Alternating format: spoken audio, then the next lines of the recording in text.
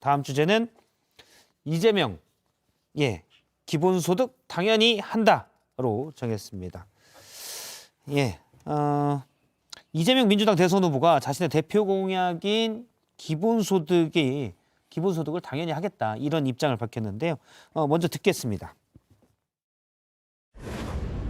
보편 기본소득 전 국민에게 제가 임기 말까지 목표로 연간 100만 원 정도. 그러니까 내년부터는 1분기에만 25만 원. 분기별로 한 번. 정책 없이 현재 이제 세원 제도를 가지고 충분히 감당이 가능하다고 보는데.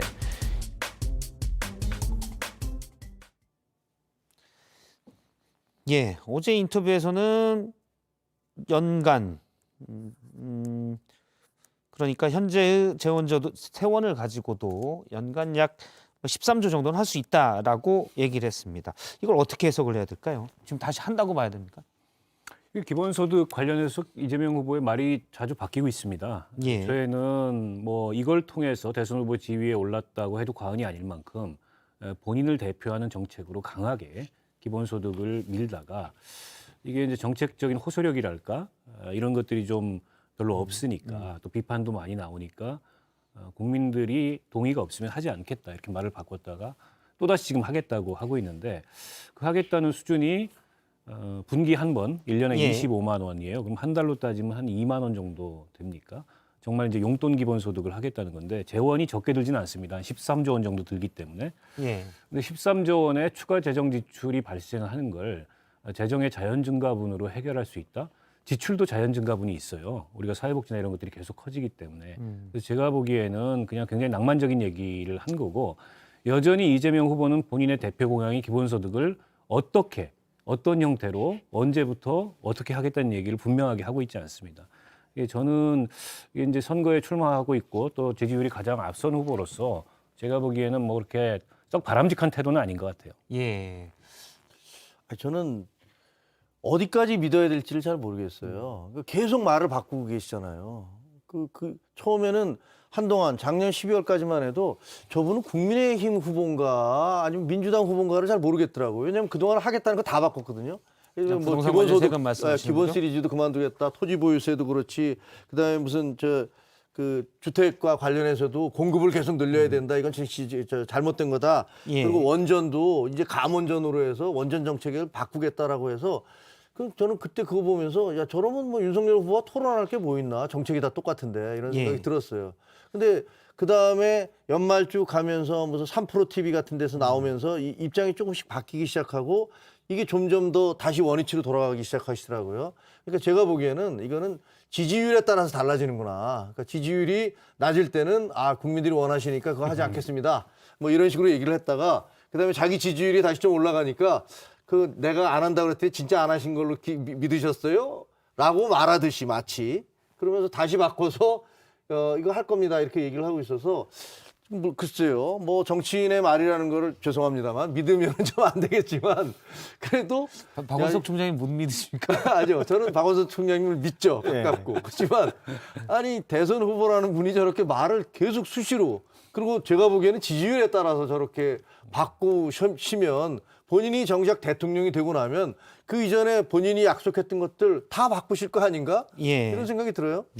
근데 이제 곧 TV 토론이 열릴 거기 때문에 어차피 저거는 이제 검증이 될 수밖에 없습니다. 후보들 간의 상호 토론 과정에서. 저는 이제 기본소득에 동의해요. 그러나 전 국민을 상대로 굉장히 수준이 높은 기본소득을 하기 어려울 거다.